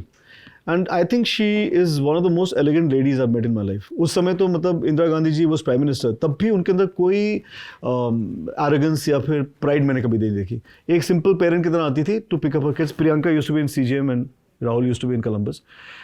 ये मैं उनकी तारीफ करूंगा. तो उस समय कभी राहुल गांधी से बातचीत होती थी चीज़? नहीं, मैंने बोला बिल्कुल एक खामोश चुपचाप. एक तो इतनी सिक्योरिटी, ये वो प्रोटोकॉल, और हमें बस एक पता था कि एक ब्रिटिश लुकिंग जो बॉय है वो इंदिरा गांधी जी का ग्रैंडसन है.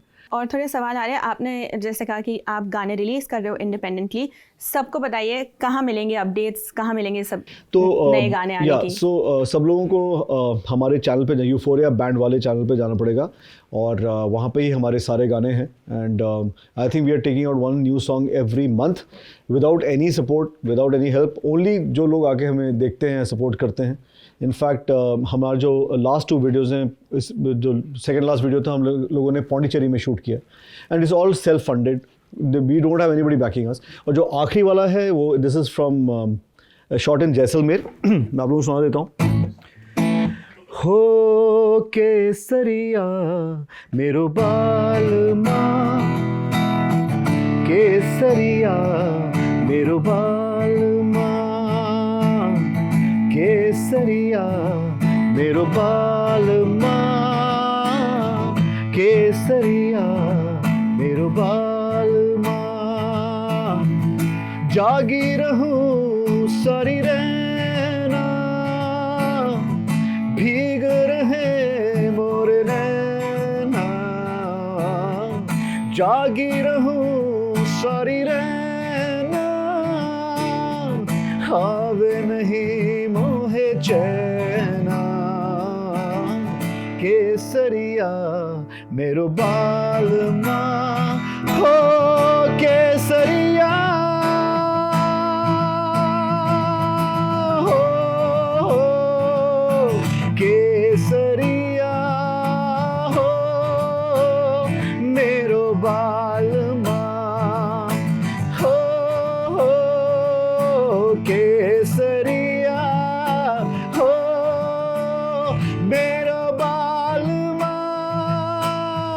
जागी रहूं सारी रहना, भीग रहे मोरे नैना. जागी रहूं सारी रहना, आवे नहीं मोहे चैना. केसरिया मेरो बालमा.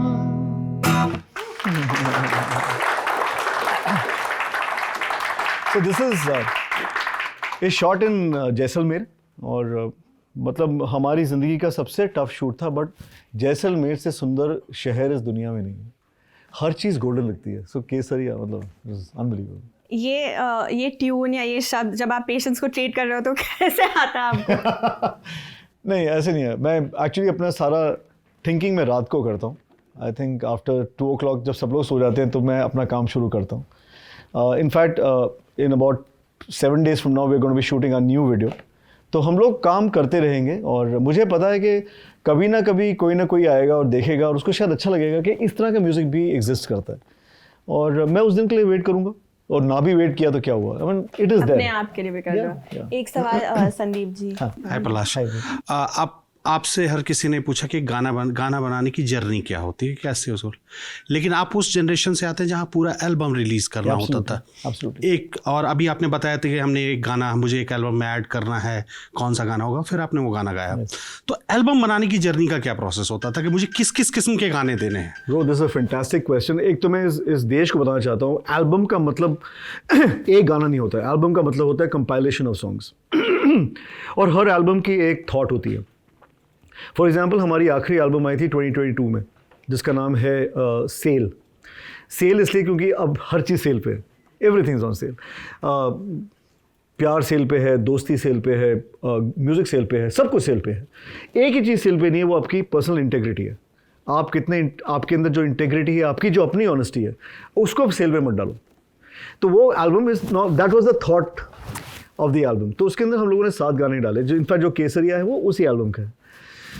प्रोसेस ये है संजय कि हम लोग मैं जब बैठ के सोचता हूँ एक एल्बम कि मैंने इस पूरी एल्बम में क्या बोलना है, व्हाट इज़ माय थॉट, कि मैंने इसके अंदर मोस्टली तो मैं प्यार के बारे में बात करता हूँ, वो चाहे इंसान के लिए हो, अपने काम के लिए हो, देश के लिए हो, किसी भी चीज़ बट प्यार होना चाहिए। The emotion of love is very important. For example हमारी एक एल्बम थी आइटम, उसके अंदर मैंने पॉलिटिकल इशूज़ को टैकल किया था। पूरी एल्बम में देयर वाज पॉलिटिकल इशूज़। सेल में हम लोगों ने मैंने यही बोलने की कोशिश की है कि हर चीज़ के ऊपर एक प्राइस मत डालो, मतलब एटलीस्ट म्यूज़िक में, प्यार में, दोस्ती में, इंसानियत में they should not be a price. वो तो यार अपने दिल से आना चाहिए। And we all should be like, we should be caring about each other. मुझे ऐसा लगता है कि हमारे दुनिया में the one thing that is really gone is विश्वास एंड केयर। हम लोग इतना लोगों पे एक तो विश्वास करना इतना ज़्यादा कर दिया है, और केयरिंग किसी के लिए केयरिंग नहीं है। It's not, you are only caring कि जो चीज़ सोशल मीडिया पे थोड़ा शोर मचा पाएगी, या इट्स लाइक दैट। तो ये एल्बम का प्रोसेस यही था कि मैं वो चीज़ों के बारे में बात करूं जो कि मैं इस एल्बम के द्वारा बोलना चाहता हूं। ये मेरी इस समय की पहचान है। 21-22 में मेरा ये थॉट प्रोसेस था, मे बी 23-24 में अलग मेरा थॉट प्रोसेस हो। और वही चीज़ एक हमारी कंपनी ने क्या कर दिया है कि हर वीडियो का नाम एल्बम कर दिया, which is not true. Album is a compilation of songs. तो अभी जो जो हमारी एल्बम है, इसमें से हमने अभी तक 4 वीडियो बना दिए हैं। So there are 3 songs left, उन तीनों का भी वीडियो बनाएंगे। एक चीज़ बताइए आपने, जब आप म्यूज़िक इंडस्ट्री में जब दिल्ली में आप अपना नाम बना रहे थे, एक अलग किस्म के गाने को पेश कर रहे थे, तो आपको जाहिर तौर पे वहाँ के बड़े बड़े ब्रांड्स और लेबल्स ने अप्रोच किया होगा कि why don't you sing for us और इस तरह। तो उस समय एक डेविल था आपके लिए लेबल, क्योंकि वो गेम आप समझ गए थे कि इनके साथ नहीं चलूंगा तो मैं गेम में नहीं बन सकता, और तो आपने अपना रास्ता चुना जो किया। आज आपने एक और डेविल की बात बताई, वो है प्लेटफॉर्म। अब लेबल नहीं है, आप प्लेटफॉर्म है, तो ज़्यादा बड़ा डेविल कौन है, प्लेटफॉर्म या लेबल? ओके, अगर लेबल नहीं होते तो प्लेटफॉर्म भी नहीं होता। You understand? I will still say the bigger devil is, अगर इस देश के सारे लेबल्स ये बोल रहे हैं कि हम नहीं पैसा देंगे, हम नहीं करेंगे, हम मेरिट पे लोगों को चूज़ करेंगे, हम उनको करेक्ट ऑर्गेनिक वे में प्रमोट करेंगे, तो कोई प्लेटफॉर्म पैसा बना ही नहीं सकता ना। जब ये सारे प्लेटफॉर्म हिंदुस्तान में आए थे तो ये लोग कोई नहीं पैसा बना रहे थे इस समय। एवरीथिंग वाज ऑर्गेनिक, सब कुछ ऑर्गेनिक था।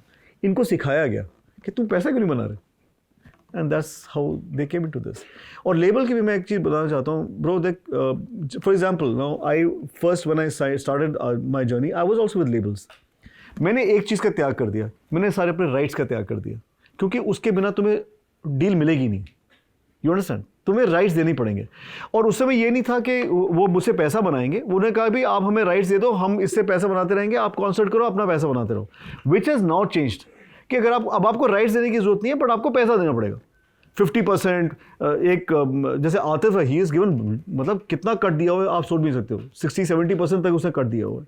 तो मैं अभी भी बोलूँगा the bigger devil will always be the label. और किसी ने मेरे साथ काम करना तो है नहीं, तो इसलिए मैं खुल के बोल सकता हूँ, नो प्रॉब्लम। एक लास्ट सवाल ये है कि यूफोरिया शब्द अपने आप में उत्साह, उल्लास की बात करता है, पर आपके बैंड का कलर स्कीम वाइट क्यों था? Oh excellent, I tell you why. मेरा जो थॉट प्रोसेस में हमारे ना एक्चुअली 2 लुक्स हैं जो कि लोगों को पता है। एक तो ऑब्वियसली ऑल वाइट, और एक हम लोग बैंड मास्टर यूनिफॉर्म में स्टेज पे चढ़ते हैं। हम लोग सबके सब for the last almost 8-9 years 10 years से हम लोग बैंड मास्टर यूनिफॉर्म में चढ़ते हैं। वाइट इसलिए था कि मुझे ऐसा लगता है कि हम लोग we are not known for our looks. तो वाइट एक न्यूट्रल कलर है, आप चढ़ रहे हैं स्टेज पे, आपके अंदर एक सादगी है, आप हमें देखो मत, आप हमें सुनो, ठीक है? जैसे ही कलर्स स्कीम ये वो आया था स्टेज के ऊपर, then you start you get distracted. आप देखो मत हमें, आप हमें सुनो, ये सादगी है। और सारे कलर्स का मिश्रण होकर एक ही कलर निकलता है, which is white. This was my thought. Band master क्यों? बैंड मास्टर इसलिए हम पहनते हैं कि it is my tribute to the brass band. हमारे देश में अगर आप देखेंगे कि शादियों में सारे दुनिया भर के फिल्मी आर्टिस्ट आते हैं, डीजे आते हैं, आजकल ब्रास बैंड नहीं आते। और हमारे हिंदुस्तानी शादी के सबसे बड़ी पहचान ब्रास बैंड थी। वो आके बजाए टन तड़ना तड़ना टन, और हम लोग सब डांस करेंगे, वो सब चीज़ें ख़त्म हो गई। तो मैं उनको ये ट्रिब्यूट देता हूँ कि हम जैसे बैंड आएंगे और जाएंगे, लेकिन ब्रास बैंड कभी नहीं जाना चाहिए। वही असली बैंड है, वो हमेशा के लिए है। It should be eternal, it should be forever. तो मैं this is my our tribute to a brass band. तो इसलिए हम लोग अब बैंड मास्टर यूनिफॉर्म में चढ़ते हैं, वो भी सफ़ेद है। एक और सवाल आपने जैसे शाहरुख वाली बचपन की कहानी जो आपने बताई कि मैंने जब शाहरुख को देखा, उसका अंदाज देखा, तो मुझे कभी नहीं फील होता था कि वो बॉलीवुड इंडस्ट्री में जाएगा। आपको लगता था इंग्लिश से रिलेटेड कुछ, और जो मैं समझ पा रहा हूँ सेंट कोलंबा स्कूल का, वहाँ का परिवेश बहुत इंग्लिश ड्रिवन मीडियम रहा होगा, ठीक। हिंदी गाने कैसे, वो जर्नी कैसे चलेगी कि हिंदी गाने चुनूंगा मैं, हिंदी गाना, वो कनेक्शन कैसे? बिकॉज मैंने क्या ना कि हमारे देश में बहुत सारे बैंड आए थे, हमारे पहले बहुत सारे बैंड थे, जैसे इंडस्ट्रीट था, परिक्रमा था, इलेक्ट्रिक प्लांट था, ये they were not looked upon with that, मतलब इनकी फॉलोइंग वैसी थी नहीं। और ये बात मुझे समझ आ गई, प्रॉब्लम कुछ भी नहीं है, भाषा का प्रॉब्लम है। भाषा, म्यूज़िक ऐसी चीज़ है या फिर हमारे देश की फिल्में ऐसी चीज़ हैं, जो भी चीज़ कल्चरली है आपको अपनी नेटिव लैंग्वेज में करनी पड़ेगी। और मैं क्यों, हिंदी में भी अच्छा था, बिकॉज हमारे कोलंबस में हिंदी को बहुत ज़्यादा महत्व दिया जाता, बहुत ज़्यादा, हमें हद से ज़्यादा महत्व दिया जाता। जबकि मैं एक बंगाली डोगरी फैमिली से आता हूँ, बट हमारे घर में भी हिंदी को बहुत ज़्यादा महत्व दिया जाता था। पापा कहते थे इंग्लिश और हिंदी स्ट्रांग होनी चाहिए, बाकी देखा जाएगा। तो मुझे बंगला नहीं इतनी अच्छी आती, तो डोगरी तो बिल्कुल ही नहीं आती, तो बट मैं इंग्लिश और हिंदी, उसमें भी हिंदी, क्योंकि हमेशा कॉन्वर्सेशन हमेशा हिंदी में होती थी। अभी भी मैं अपने बच्चों के साथ I speak to them in, मैं प्राइमरली हिंदी में बात करता हूँ। उसका कारण ये है कि ये तुम्हारी मातृभाषा है, इसको तो मत छोड़ो। और मैं बहुत बड़ा पेट्रियट हूँ यार, मैं कोई हद से ज़्यादा पेट्रियट हूँ। मैं एक और कहानी सुनाना चाहता हूँ। 25 साल पहले मेरी बीवी ने कहा, she is a scientist, she is a PhD, so she said कि मैं पढ़ाई ख़त्म करूँगी, आप पढ़ाई ख़त्म करो, हम लोग अमेरिका चले जाएंगे एंड हम लोग वहाँ पे अपनी ज़िंदगी बनाएंगे, मैं वहाँ पे रिसर्च करूँगी, आप मेडिसिन करो। आई टोल्ड हर, नहीं यार, हम लोग हिंदुस्तानी हैं, ब्रेन ड्रेन नहीं होना चाहिए, हम लोग इस देश की इंटेलिजेंशिया हैं, आप you are a scientist, I am a doctor, we should not take this out of this country, हमें इस देश को आगे बढ़ाना है। और इस थॉट के साथ मैंने उसको भी नहीं जाने दिया, वो अभी भी मुझे ब्लेम करती है, बट मैंने उसको भी नहीं जाने दिया, मैं खुद भी नहीं गया। और मैं अभी भी कहूँगा कि वो मेरा डिसीजन करेक्ट था, क्योंकि हम लोग अपने देश को बेटर बनाने के लिए, ये बोलना आसान है कि यार ये देश बेकार है, चलो यहाँ से, ये बोलना आसान है, बट उस बेकार जो भी है या ख़राब जो भी है उसको बेटर हम ही बना सकते हैं, और हमें इस देश में रहकर वो चीज़ करनी चाहिए। I believe in it, I still believe in it. जबकि my son is right now in Hollywood, तो वो वहाँ पे स्ट्रगल कर रहा है हॉलीवुड में। Again I am telling all of you as a very proud father, I can say this, he has started doing music on Broadway. He is the lead in Aditya Chopra's come fall in love, जो कि दिलवाले दुल्हनिया ले जाएगा musical version है, तो he is one of the leads in it. तो ये 18वां generation है जो डॉक्टर नहीं है। No, he is done his graduation in neurosciences, तो वो न्यूरो साइंसेस UCLA से उसने पहले कंप्लीट किया। पर हमारे फैमिली में गड़बड़ है कि पढ़ाई लिखाई करके हम लोग सबके सब गाने वाने ही गाते हैं, तो वो भी वही कर रहा है। तो ऑडियंस के जो सवाल आए थे, एक तो आरिफ खान और कुणाल शुक्ला पूछ रहे थे कि सोलफुल गाने बनाना आपने क्यों बंद कर दिया, और 90s के बच्चे बहुत याद करते हैं। नहीं बंद किया, हाँ, बंद नहीं किया। उन लोगों ने मतलब बादशाह और हनी सिंह को फॉलो करना शुरू कर दिया, मैं क्या करूँ, I can't do much about it. वैसे एक और सवाल था मनजीत सिंह चौहान का कि अगला गाना कब आएगा, पर जैसे कि आपने बताया कि आपने शूट कर लिया है, अबाउट 10th अप्रैल तक आ जाएगा। ठीक है। और शारिक बेग ने पूछा था कि मायरी का आइडिया कहाँ से आया, तो वो भी आप बता चुके हो। गौरव पूछे कि आपसे मायरी का आइडिया एक ऐसी लड़की से आया जिसने मुझे बहुत घुमा के लात मारी मेरी तशरीफ पे। गौरव जी पूछे कि आपसे आपकी कला सीखना चाहते हैं, तो क्या आप सिखाएंगे? अरे यार, मैं खुद सीख रहा हूँ अभी यार, मेरा कोई सीन नहीं है। और दीपक जी पूछ रहे कि आज के वक्त में कौन से सिंगर को पसंद करते हो और क्यों? कोई Arijit, extremely intelligent, and Shankar Mahadev, both होते हैं। मैं शंकर महादेव के तो हमेशा के लिए फ़ैन हूँ, फॉर एवर। मैं उसको मजाक करता हूँ शंकर से कि जब मैं बड़ा हो जाऊँगा मैं शंकर बनूंगा, इट्स लाइक दैट। और विकास जी पूछ रहे हैं कि बैंड के सभी सदस्यों को साथ लेकर चलने में किस तरह का संघर्ष होता है, कैसे तालमेल बैठती है, क्योंकि एक बार ऐसे भी हुआ कि आपने 2 मेंबर्स को छोड़ने के लिए बोल दिया था, तो आई किक देम आउट। हाँ बोलिए ना, छोड़ने को।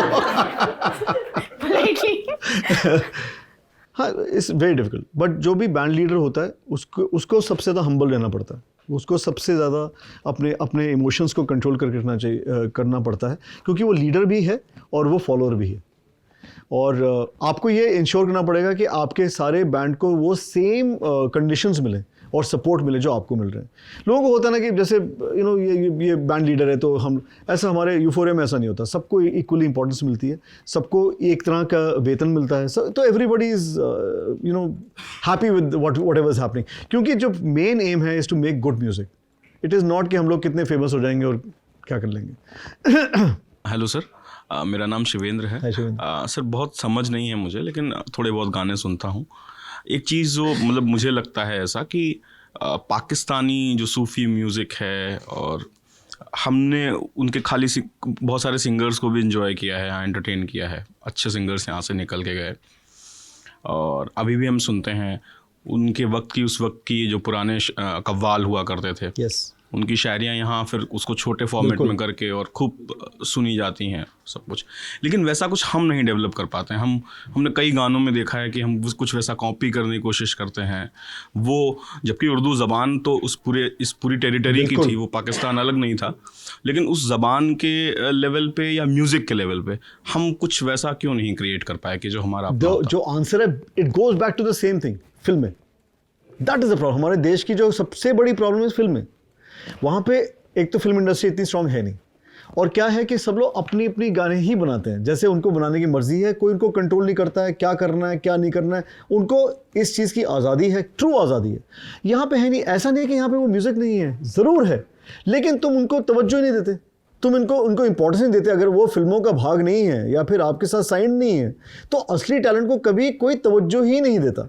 इनफैक्ट आप कह रहे हैं कि वहाँ के हम लोग इतने, आपको ये नहीं पता कि इंडियन फिल्म इंडस्ट्री के at least 80 to 85 to 90% songs are copied, have been copied from Pakistan. आप कोई भी गाना उठा लोगे आपको उसका रूट मिलेगा पाकिस्तान में। इनफैक्ट इस समय एक म्यूज़िक लेबल है हिंदुस्तान में जिसने पाकिस्तान के 400 सबसे बड़े गाने खरीद लिए, सबसे बड़े गाने का, क्योंकि वो अपने उसे बनाएंगे, अपने आप उसका कॉपीराइट लेंगे, फिर उससे पैसा बनाएंगे। तो basically the problem is the film industry. ऐसा नहीं है कि यहाँ पे टैलेंट नहीं है, there is lots of talent. जब आप यहाँ पे कोक स्टूडियो भी करते हो तो आप ऐसे ही लोगों को बुलाते हो जो कि फिर से फिल्म इंडस्ट्री के साथ ही कनेक्टेड है। जो ओरिजिनल लोग हैं, जो कि वो चीज़ करते हैं, जो कि बिल्कुल ही बेसिक्स से आते हैं, उनको क्यों नहीं यूज़ कर रहे? क्योंकि वो आपके साथ साइन नहीं है, क्योंकि आप you don't think they are marketable enough. तुमने सारे MBA बिठा रखे हैं, तुमने म्यूजिशियंस क्यों नहीं बिठा रखे? तो इसलिए मैं कह रहा हूँ दैट इज द, ऐसा नहीं कि यार यहाँ पे भी वही लोग तो वही हैं। पंजाब डिवाइड किया गया था ना, कुछ लोग उधर हैं कुछ लोग इधर हैं। ये तो नहीं हो सकता कि सारा टैलेंट उधर चला गया, यहाँ पे नहीं है। तभी मैं बता रहा था पंजाबी म्यूजिक को आगे क्यों जा रहा है, बिकॉज वो पंजाब है, वहाँ पे लोग अपने जो टैलेंट है उसके ऊपर कंट्रोल लेते हैं। बाकी देश में लोगों को नहीं सपोर्ट मिलता। हमारे यहाँ पे फोक म्यूजिक इतना स्ट्रांग है। मैंने अभी जैसे धूम पिचक गाया, इसके अंदर मैंने भाटियाली यूज़ कर रखा है, which is a Bengal folk music. हमारे देश में क्यों नहीं बंगाल फोक सुनाई देता है? किसने बोला नहीं है? अगर आप हिंदी फिल्में देखेंगे तो हर चीज़ ही पंजाबी होती है, क्यों? I don't know. ऐसा तो नहीं है कि बाकी लोग फोक वाले नहीं है यहाँ पर। देयर इज लॉट, यूपी का फोक है, बिहार का फोक है, मराठी फोक है, and that's great music, fantastic music. पर उसको कोई नहीं टैप करना चाहता है, बिकॉज 3 या 4 या 2 लोग उस चीज़ को कंट्रोल करना चाहते हैं। And music can not be controlled, music has to be independent. अब हमसे भी कंट्रोल नहीं हो पा रहा, हमारे काफ़ी सारे रिक्वेस्ट है, तो who wants to go first? Request, हाँ ठीक है, 1 सेकंड। रिक्वेस्ट किस चीज़ का रिक्वेस्ट है? सॉन्ग का ना? ओके, कोई प्रिस्क्रिप्शन के लिए तो रिक्वेस्ट नहीं है। मेरा तो मायरे ही है कि थोड़ा एक बार मायरे से। हाँ तो मायरे गाते हैं। This is the most unlikely anthem of this country. I really don't know कि अभी भी हम लोग जब कॉन्सर्ट्स करते हैं तो 17-18 साल के लोग भी इसको गा रहे होते हैं। मुझे पता नहीं उनको कैसे पता है गाना, because this song was made 23 years back, so you can imagine. बिंदिया लगाती तो कांपती थी पलकें मायरी, चुन्नियाँ सजा के वो देती वादे कल के मायरी। मेरे हाथों में था उसका हाथी चाशनी सी, हर उसकी बात मायरी आप ही हंसदी, मायरी आप ही रोंदी, मायरी याद वो आयरी गल्ला करदी, मायरी अखा नाल लड़दी, मायरी याद वो आयरी।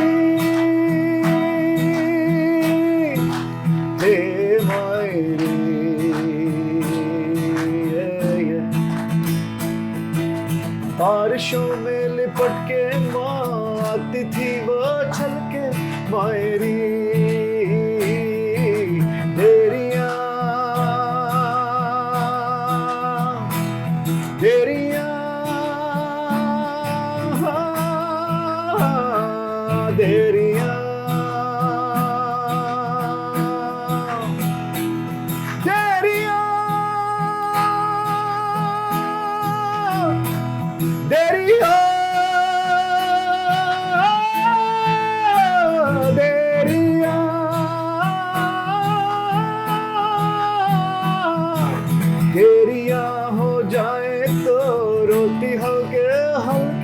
मायरी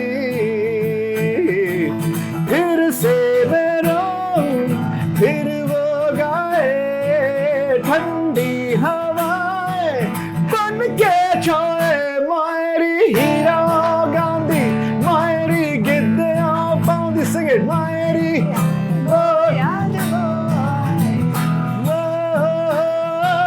गल्ला कर दी मायरी अखा नाल लड़ दी मायरी याद वो आएरी भूल गई मेरा प्यार माए बस लगे महीने मायरी याद वो आएरी याद वो आए मायरी याद वो आए मायरी याद वो आएरी मुड़की करा गिन्नु कवा ए मायरी अब क्या करूं कैसे कहूं ए मायरी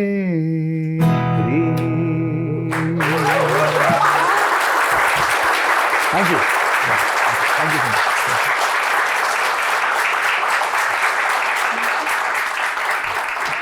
Thank you everybody. This has been a great day. Thank you bro. Thank you so आपने much. हम सबका दिन बना दिया। बहुत कम ऐसे काम या ऑफिस की जगह होती है जहाँ पे हमें ये पर्क्स मिलते हैं, तो हम सब के लिए आज इतना अच्छा दिन रहा है। हम सबके जो 90s किड जो हम सब में है बहुत ज़्यादा खुश है। Thank you so All much. of you. God bless you.